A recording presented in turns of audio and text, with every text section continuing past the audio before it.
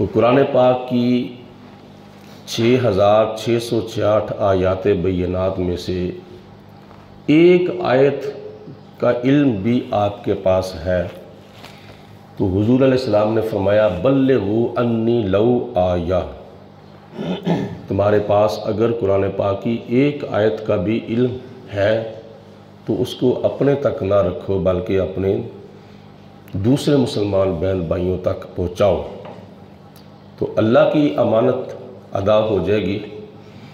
اور نبی پاک علیہ السلام کی احادیث میں سے کسی حدیث کا علم آپ کے پاس ہے تو اس کو بھی حضور کے دوسرے امتیوں تک پہنچاؤ تاکہ حضور کی امانت بھی ادا ہو جائے۔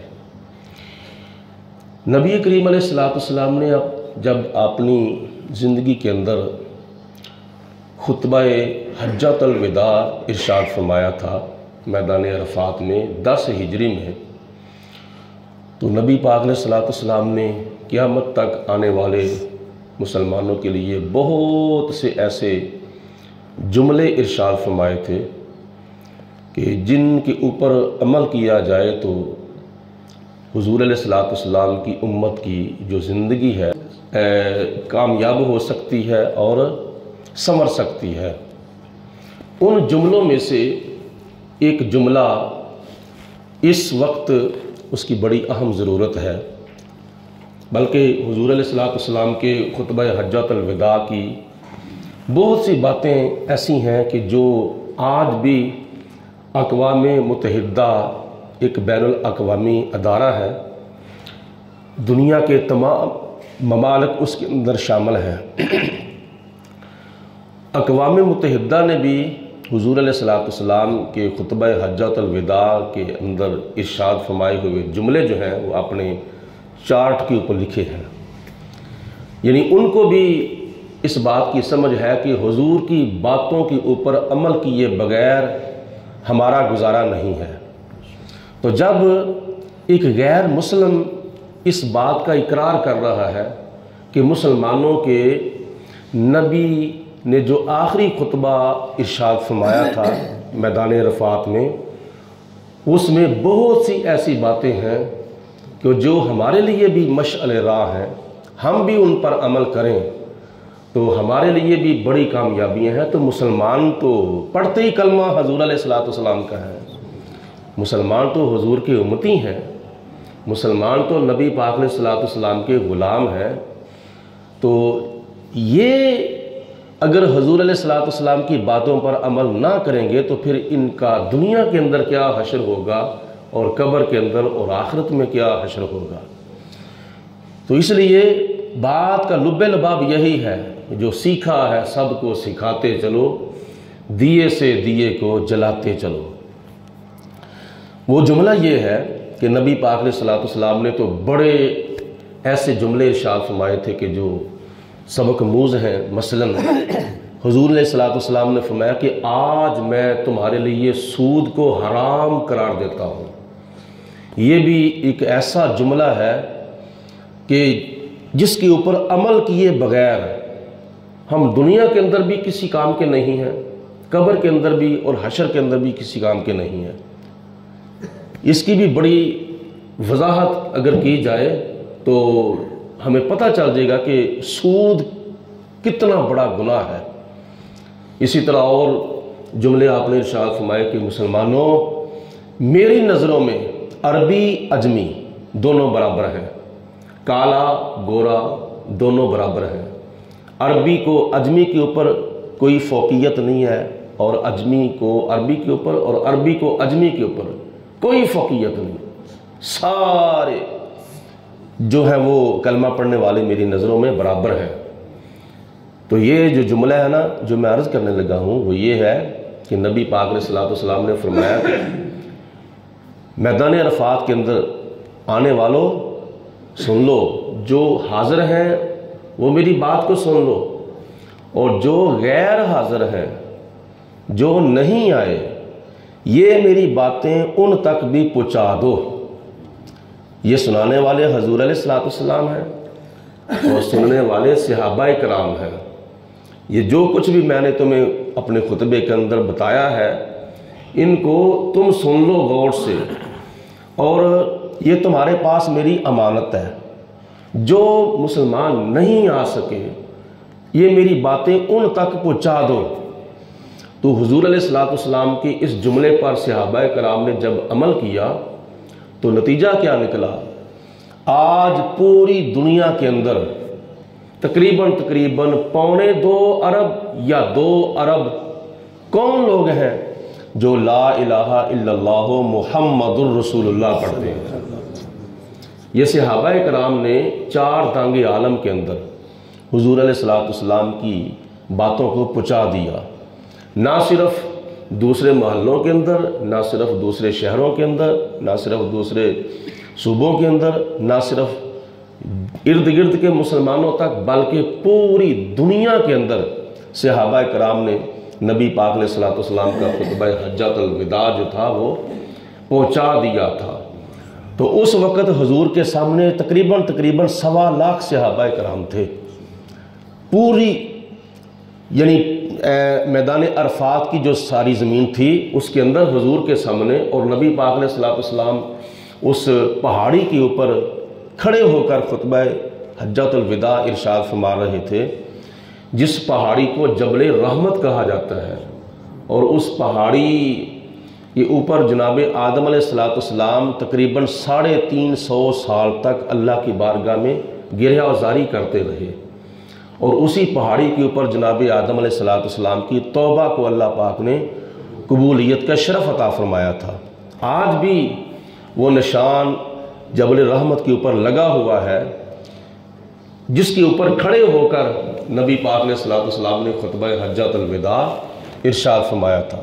1.25 لاکھ صحابہ کرام کہاں اور تقریباً 2.25 ارب مسلمان کہاں، کتنا فرق ہے؟ یہ جو آج پوری دنیا کے اندر 2.25 ارب یا 2 ارب مسلمان ہیں نا، یہ کن کی کوشش ہے، اور یہ کریڈٹ کن کو جاتا ہے، اور یہ صحرا کن کے سر کے اوپر باندھا جاتا ہے؟ 1400 سال پہلے 1.25 لاکھ صحابہ کرام کے سر یہ صحرا ہے، جنہوں نے نبی پاک علیہ السلام کی باتوں کو سن کر دور دور تک ایسے پہنچایا جیسے پہنچانے کا حق ہوتا ہے۔ آج تو ہم اپنے بھائی کو بھی نہیں بتاتے جا کے، اتنی ہمارے اندر سستی کوتاہی ہے۔ آج ہم اپنے گھر والوں کو جا کے نہیں بتاتے کہ آج ہم نے جامع مسجد قمر الاسلام کے اندر درس قرآن کے اندر یہ مسئلہ سنا ہے، تو تم بھی سن لو، تم بھی عمل کرو۔ اتنے بھی ہمارے اندر آج توفیق نہیں ہے۔ یہ ہمارے اوپر نہ دیکھو، مثلا ہم علماء کے اوپر آپ لوگوں کی امانتیں ہیں جن کا ادا کرنا ہمارے لیے ضروری ہے، اور ان امانتوں کے اندر کچھ امانتیں میٹھی بھی ہیں اور کچھ امانتیں کڑوی بھی ہیں۔ تو میٹھی میٹھی امانتیں تو لوگ سن کے سبحان اللہ کہتے ہیں، لیکن جب کوئی کڑوی امانت ہوتی ہے اس وقت کیا نام ہے، بات کو نظر انداز کر دیتے ہیں۔ نہیں، دونوں امانتیں قرآن پاک کے اندر اگر میٹھی باتیں ہیں تو کڑوی باتیں بھی ہیں، کیونکہ قرآن پاک تو ساری کا سچ ہی ہے، حق ہی ہے، تو سچی بات کو میٹھی بات سمجھنا چاہیے، سچی بات کو کڑوی بات نہیں سمجھنا چاہیے۔ تو صحابہ کرام کا یہ عمل دیکھو، 4 دانگ عالم میں دوسرے ملکوں کے اندر اسپیشل نبی پاک علیہ السلام کا پیغام پہنچانے کے لیے صحابہ کرام گئے تھے، اور پھر اس وقت کتنا خطرناک عالم تھا۔ آج کل تو تحفظ کے بھی بڑے اسباب ہیں، اس وقت تحفظ کا سبب بھی کوئی نہیں تھا۔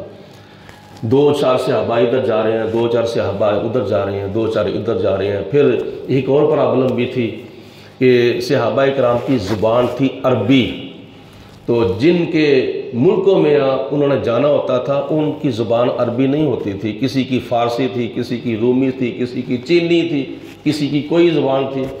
آخری پوائنٹ سماعت فرمائیں، آخری حدیث پاک روایت پیش کر رہا ہوں۔ ایک مرتبہ نبی پاک علیہ السلام نے صحابہ کرام کی عشاء کی نماز کے بعد ڈیوٹی لگا دی۔ عشاء کی نماز پڑھی صحابہ کرام، تو نبی پاک علیہ السلام نے اپنے پاس بلا لیا۔ صحابہ حضور کی بارگاہ میں حاضر ہو گئے، آگے ہو کے بیٹھ گئے۔ تو نبی پاک علیہ السلام نے صحابہ کرام سے فرمایا کہ ایک صحابی سے فرمایا تو انہیں فلاں ملک کی طرف جانا ہے صبح، تو نے فلاں کی طرف جانا ہے، تو نے فلاں کی طرف جانا ہے، تو نے فلاں کی طرف جانا ہے، جا کر ان کو پیغام حق پہنچانا ہے، دعوت توحید دینی ہے، دعوت رسالت دینی ہے، دعوت قرآن دینی ہے، ان کو دعوت حق دینی ہے، ان کو کہنا ہے کہ ہمارے نبی کا کلمہ پڑھو، ان کو جا کے اللہ رسول کی دعوت دینی ہے۔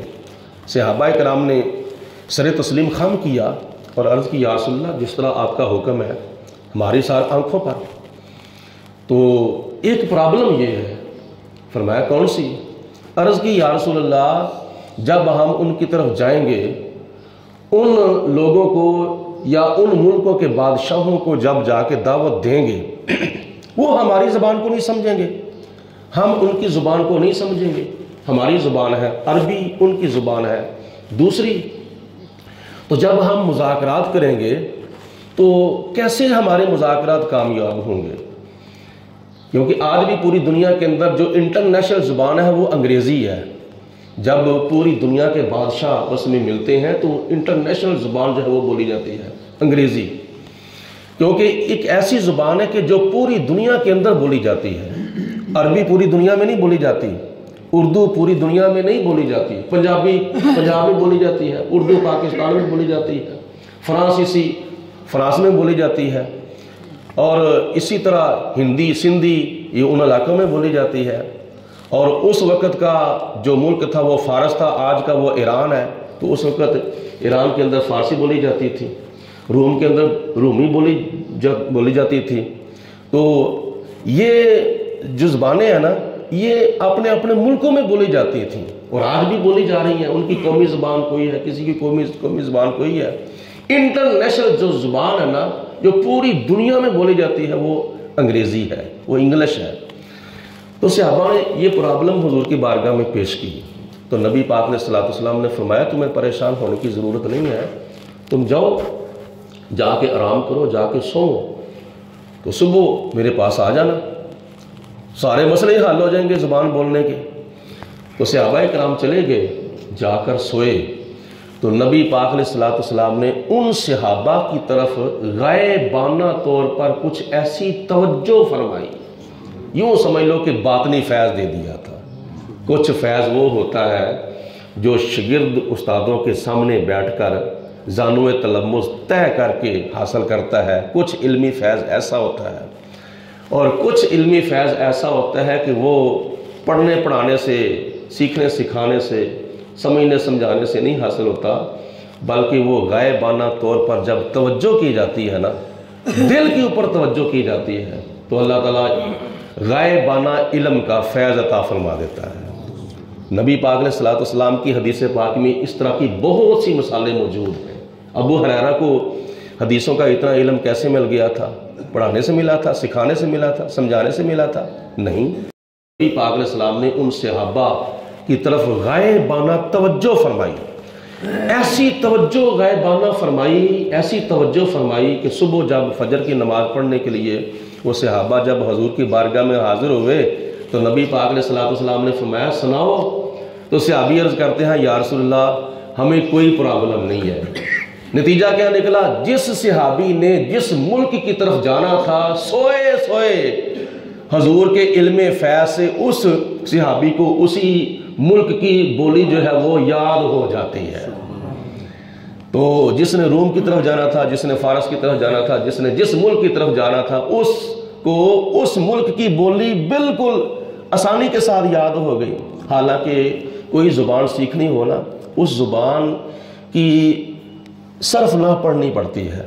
صرف ناو ایک ایسا علم ہے کہ جس کی وجہ سے یعنی اگر عربی کی صرف ناو ہو تو عربی آ جاتی ہے، انگلش کی صرف ناو ہو تو انگلش آ جاتی ہے، فارسی کی صرف ناو ہو تو فارسی آ جاتی ہے۔ کوئی بھی دنیا کی بولی ہے نا کسی ملک کی، اس بولنی کو سیکھنے کے لیے، اس زبان کو سیکھنے کے لیے اس زبان کی جو صرف ناو کی کتابیں ہیں نا وہ پڑھنی پڑتی ہیں۔ لیکن نبی پاک علیہ الصلوۃ والسلام نے صحابہ کرام کو صرف ناو کی کتابیں پڑھائے بغیر ہی اس زبان کا جو علم تھا وہ عطا فرما دیا تھا۔ سوئے سوئے ان کو یاد ہو گیا۔ بندے کی نیت ہو نا کہ میں نے یہ کام کرنا ہے تو بڑے بڑے مشکل کام جو ہیں وہ آسان ہو جاتے ہیں۔ تو یہ باتوں کا لب لباب ہے، جو سیکھا ہے سب کو سکھاتے چلو، دیے سے دیے کو جلاتے چلو۔ اپنے مسلمان بھائیوں کو، محلہ داروں کو توجہ دلایا کرو، بالخصوص خطبہ جمعہ کے لیے۔ تو خطبہ جمعہ کے لیے بندہ جب مسجد میں آئے تو اپنے دیکھو نا، کئی ہماری بیبیاں مسلمان مائیں بہنیں ایسی ہیں کہ جب شہر جاتی ہیں نا بازار میں تو وہ اکیلی نہیں جاتی، اپنی ہمسائیوں میں سے ایک بیوی دو بیوی مل کے جاتی ہیں، دنیا کا سودا لینے کے لیے اکٹھے جاتی ہیں، دو چار مل کے جاتی ہیں۔ تو اسی طرح ہم نے جب آخرت کا سودا لینا ہو تو ہم پھر کیوں دوسرے مسلمان بہن بھائیوں کو محروم رکھیں؟ ٹھیک ہے، آنا تو ہے لیکن کہنا بھی ثواب ہے، اگر کوئی مانے نہ مانے وہ الگ بات ہے، لیکن کہنا بھی ثواب ہے، نیکی کی دعوت دینی چاہیے۔ راستے میں آتے جاتے السلام علیکم وعلیکم السلام، جی آپ کہاں چلے ہیں؟ آؤ مسجد کی طرف، آؤ خطبہ جمعہ ہو رہا ہے، آؤ آخرت کا سودا لیں۔ یعنی اس طرح کی بڑی السلام علیکم وعلیکم السلام کے بعد حال چال پوچھنے کے بعد کچھ نہ کچھ حضور علیہ السلام کا فرمان جو ہے وہ اپنے مسلمان بھائی کو پیش کرنا چاہیے۔ جب کسی سے گفتگو کرنے کا موقع مل جائے، لب پہ کملی والے کا فرمان ہونا چاہیے، اپنی باتوں میں حضور کا فرمان بھی ہونا چاہیے۔ تو اسی طرح مسجد کو آباد کرو، ماشاءاللہ مسجد کی رونق کے اندر اضافہ کرنے کی کوشش کرو۔ ہمارے بہت سے ایسے محلہ دار ہیں، بہت سے محلہ دار ایسے ہیں کہ جو بس ابھی رمضان شریف میں آئے نا جمعہ پڑھنے کے لیے، سارا سال ان کو پرواہ نہیں ہونی ہے، تو یہ بہت نقصان کی طرف جاتے ہیں۔ حضور علیہ السلام نے فرمایا ان تک یہ باتیں پہنچاؤ، جو بندہ 3 جمعے مسلسل چھوڑ دیتا ہے، حضور فرماتے ہیں کہ اس کے دل کے اوپر منافقت کی مور لگ جاتی ہے۔ تو کسی کو گوارا ہے کہ ہمارے دلوں کے اوپر کفر کی مور لگ جائے؟ نہیں، جب کفر کی مور گوارا نہیں کرتے تو منافقت کی مور کیسے گوارا کر دیں گے؟